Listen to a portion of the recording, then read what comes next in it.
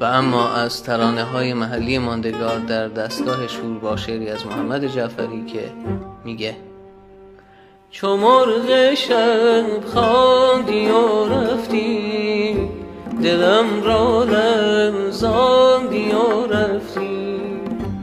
شنیدی غوغای طوفان را، ز خواندن واماندی و رفتی.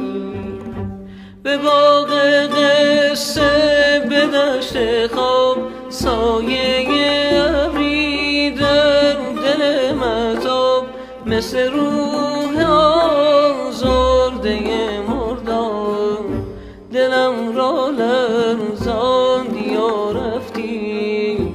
چو مرغ شب خواندی و رفتی. تو اشک سرد زمستان را، چو باران افشاندی و رفتی. اگه به دلتون نشست بفرستین برای رفیق اهل دلتون و سپاس از همراهیتون.